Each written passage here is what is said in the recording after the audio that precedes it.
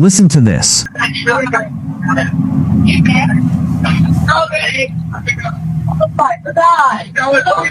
SETO assistance, Vicky speaking. How can I help you? Hey, we're at the west tip of Horn, and our bilge pump stopped working. We're sinking. Can you all please come? We have a membership. All right, of course. How far is the water coming up, sir?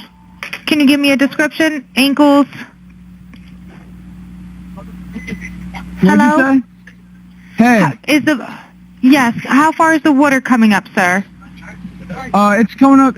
We're just sinking. I don't know. Like we're going down. This is the SETO distress call, the official recording, the government tape. One voice calmly telling the dispatcher they're sinking. Everything is under control. Everyone is fine. But in the background, listen to this. SETO assistance, Vicky speaking. How can I help you? Another voice is screaming. Is he dead? Nolan, wake the F up. Check his chest. OMG Nolan, not one voice, multiple voices, panicked voices, desperate voices, voices of people who know someone is dying, voices of people who are desperate to revive someone, and the person they're calling? Nolan Wells. Now here's the question that will blow your mind.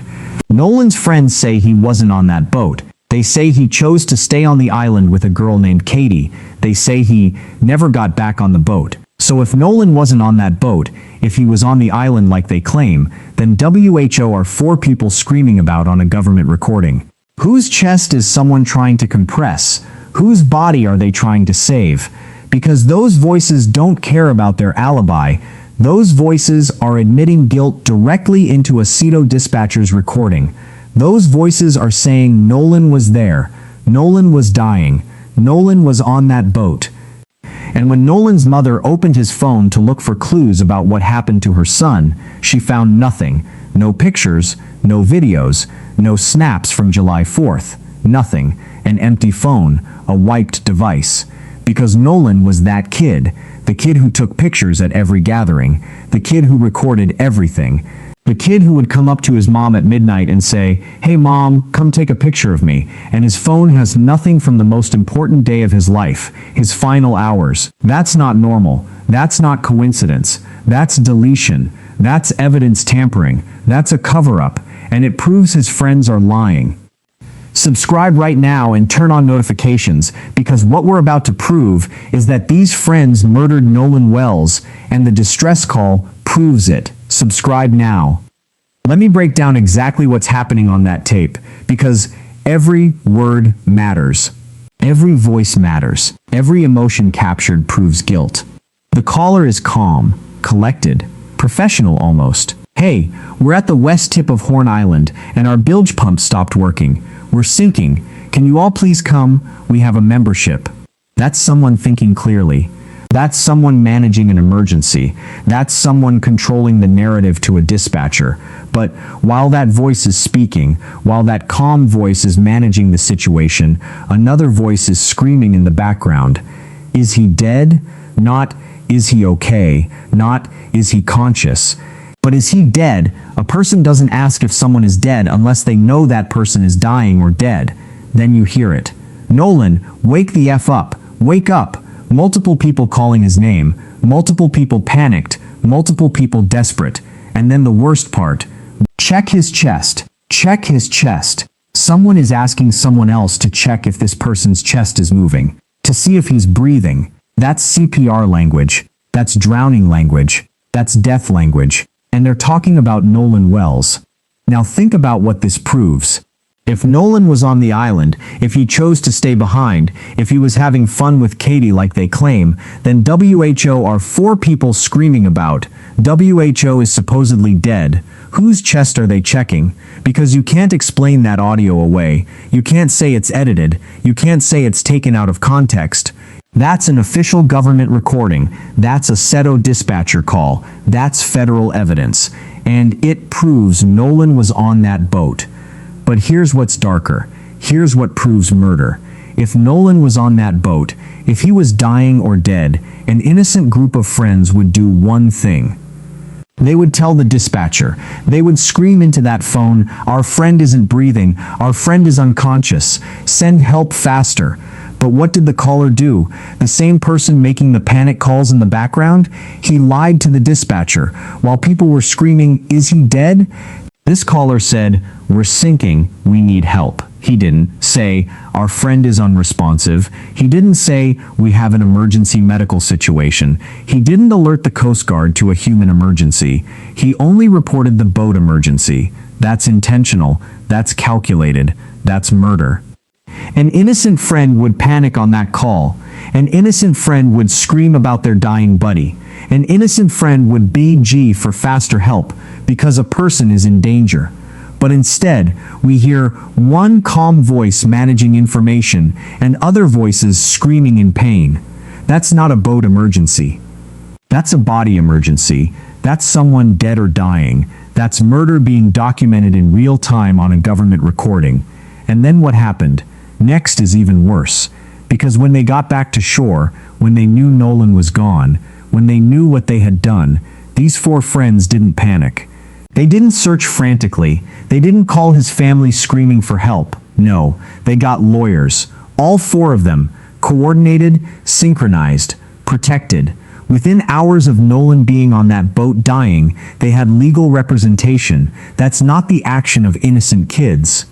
That's the action of murderers protecting themselves. Think about what you do if your friend has a boating accident. You call his family. You call 911. You try to save him. You're hysterical. You're devastated. You're desperate. But these four, they called attorneys. They had their parents call attorneys. They walked into their homes and said, "We need legal protection." That's when you know. That's when the guilt becomes undeniable. That's when you understand that Nolan Wells was murdered and his friends covered it up. And the phone deletion? That's the final proof. Because a phone can tell a story. A phone can show pictures from that day. A phone can show video of what happened. A phone can show WHO was where and when. A phone is evidence. And Nolan's phone is empty, completely wiped. No pictures, no videos, no snaps, no data. Because someone deleted it. Someone accessed that phone and destroyed the evidence of what really happened on that boat. Think about this. A teenager dies. His phone is in the family's possession. They open it to look for clues about what happened. And instead of thousands of pictures and videos like normal, they find nothing. An empty phone, a wiped device, a cleansed record. What parent doesn't find that terrifying? What investigator doesn't see that as red flag? But here's the game. Here's the system protecting murderers. Officer Brandon Tatum interviewed the friends, and he says their story checks out. He says they didn't go in the phone. He says it's normal not to take pictures at social gatherings if you're drinking. He says the boys are innocent, but he's wrong, and I'm going to prove it.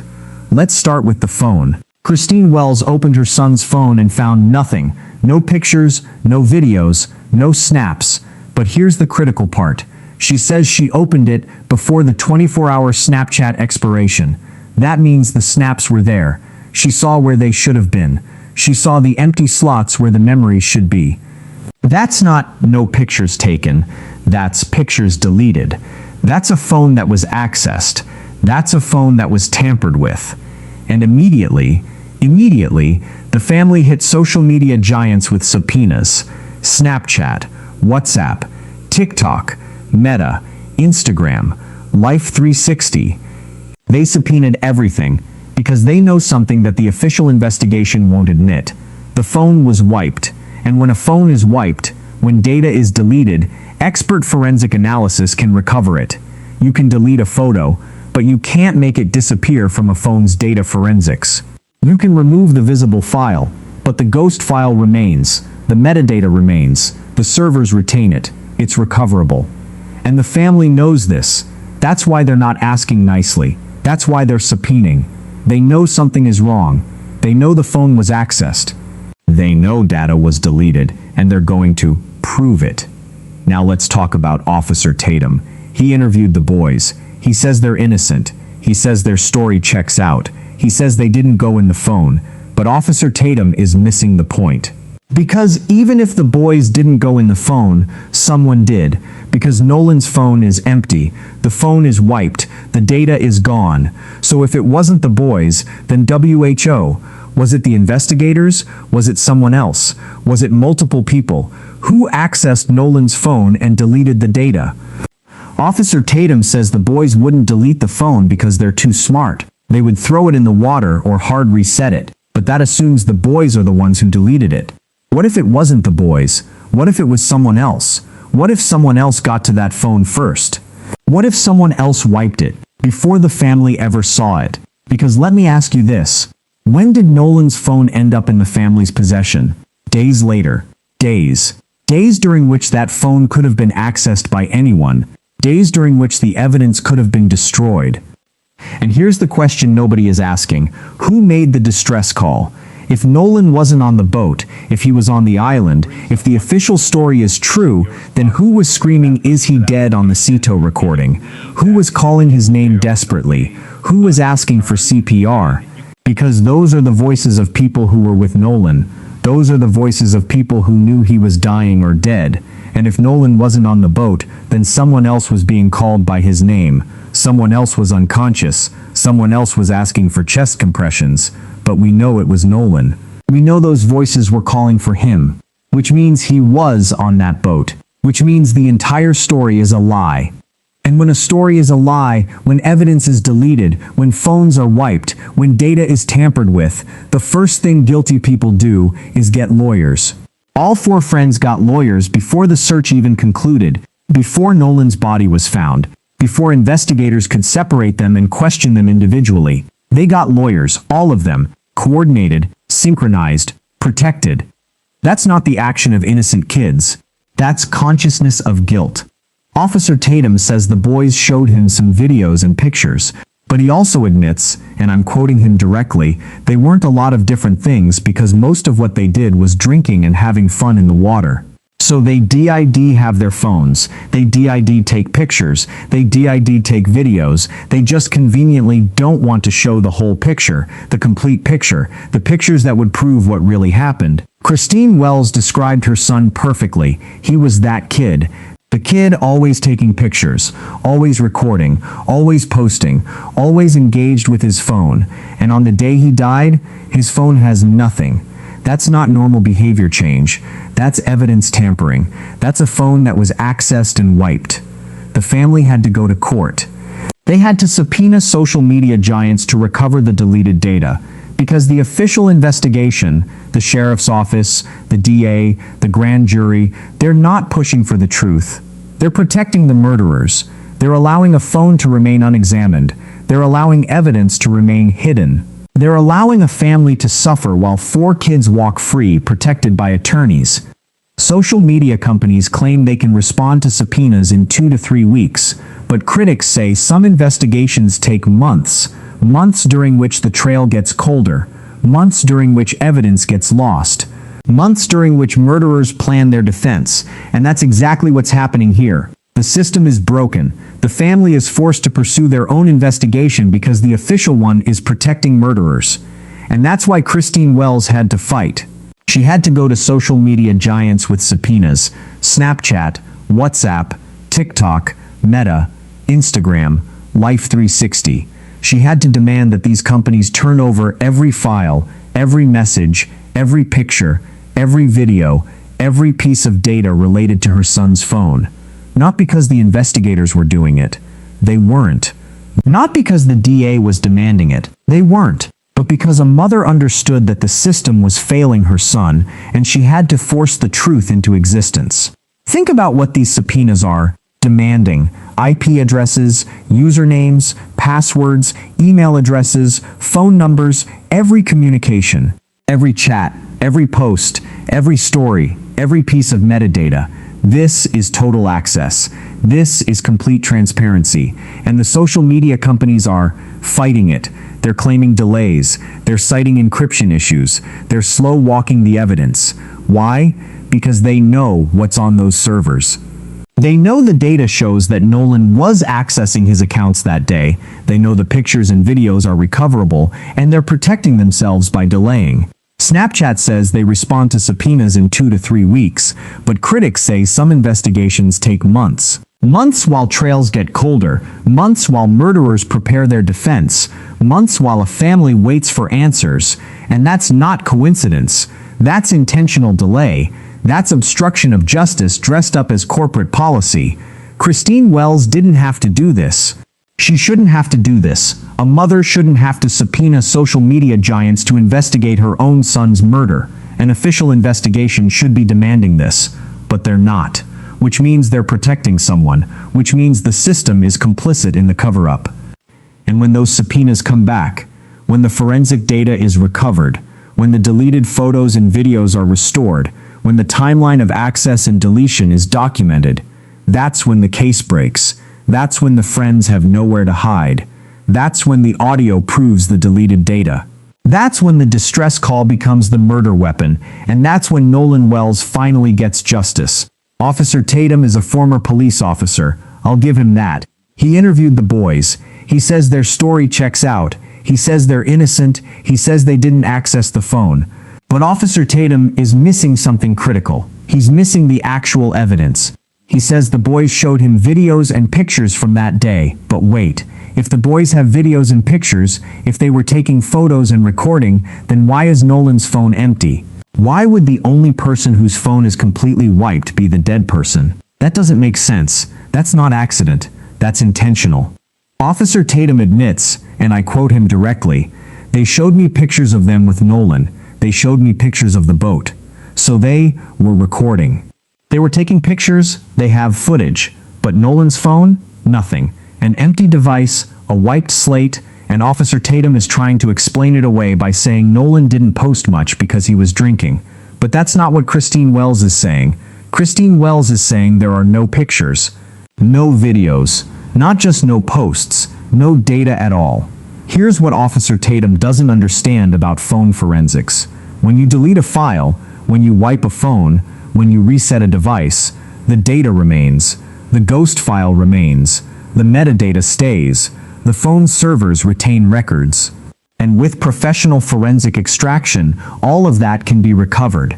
Every deleted photo, every erased video, every wiped message. It's all recoverable. That's why the family subpoenaed the social media giants. That's why they're pursuing forensic analysis, because they know the data is there. They know someone deleted it, and they're going to prove it. And when they recover that data, when forensic experts pull up the pictures and videos that were deleted, when they show the timeline of when the data was accessed and removed, that's when the murder becomes undeniable. That's when the friend's defense collapses. That's when people go to prison. Officer Tatum says the boys wouldn't be smart enough to carefully delete the phone. He says they would throw it in the water or completely wipe it if they were trying to hide something. But that assumes the boys did it. What if it wasn't the boys who deleted the phone? What if someone else, maybe someone with more authority, maybe someone with more access, maybe someone with more to hide, accessed that phone and destroyed the evidence? What if the phone was compromised before it ever reached the family? Before forensic extraction could preserve it? That's possible, that's likely, and that's another layer of the cover-up. Let me paint a timeline, because timing is everything. July 4th, 4:31 p.m. Boat leaves Horn Island. The SETO call is made. The distress call captures voices screaming about Nolan. Nolan is on that boat. Nolan is dying. Nolan is dead. Multiple voices confirm it on an official recording. 5:24 p.m. Boat suddenly accelerates from walking pace to 35 knots. Panic, urgency, realization. The friends know what they've done. 5:44 p.m. Boat docks. Friends get off. First opportunity to access a phone. First opportunity to delete evidence. First opportunity to start the cover-up.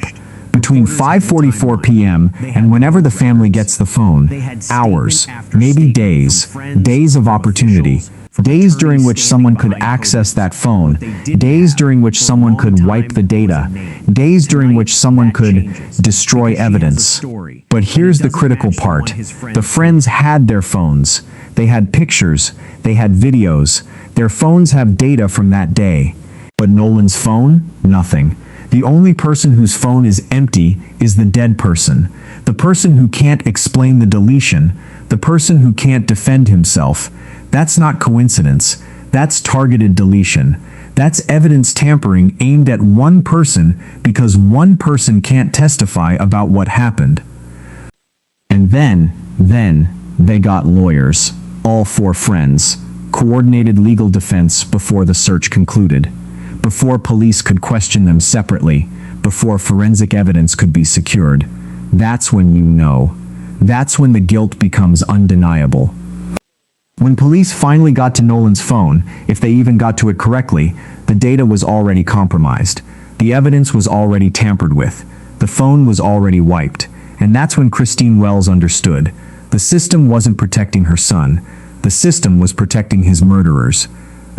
So she fought. She subpoenaed social media giants. She demanded the recovered data. She said, I don't care about your delays. I don't care about your encryption. I don't care about your corporate policies. My son's killers are walking free, and I want the evidence. That's a mother on a mission. That's a parent who understands that the official investigation is compromised. Now think about what happens when those subpoenas come back. When Snapchat turns over the recovered snaps. When Meta turns over the deleted messages. When Life 360 turns over the location data that shows where Nolan's phone was when forensic experts restore the photos and videos that someone tried to destroy, that's when the entire defense collapses. That's when four friends have nowhere to hide. That's when the distress call becomes irrefutable proof. That's when a distress call asking, "Is he dead?" becomes the murder weapon. Because here's the final truth. If those four friends were innocent, if Nolan really chose to stay on the island, if this was really just a boating accident, then they would have nothing to delete. They would have nothing to hide. They would have nothing to fear from forensic analysis. They would have nothing to protect by getting lawyers immediately. But they get lawyers. They delete data. They tap phone calls. They hire attorneys. Which means they have something to hide. And that something is murder. Nolan took pictures at every social gathering. Nolan was that kid, and his friends know why his phone is empty. They know what he recorded. They know what he captured. They know what happened on that boat, and they deleted it. They covered it up. They murdered him, and then they protected themselves with lawyers, while a mother fought for justice in a system that was built to protect them. We will continue following this case. When the subpoenas are answered, when the forensic data is recovered, when the deleted photos and videos are restored. When the phone's access timeline is documented, that's when the case breaks. That's when the friends are exposed. That's when justice comes for Nolan Wells. Subscribe now, turn on notifications. The moment this breaks, you need to see it. The moment the deleted data proves murder, you need to know. The moment four friends go to prison for murdering an 18-year-old kid, we celebrate with a family that has suffered long enough. Nolan was on that boat. The distress call proves it. The deleted phone proves it. The lawyers prove it. And justice is coming. Thank you for watching. See you next time.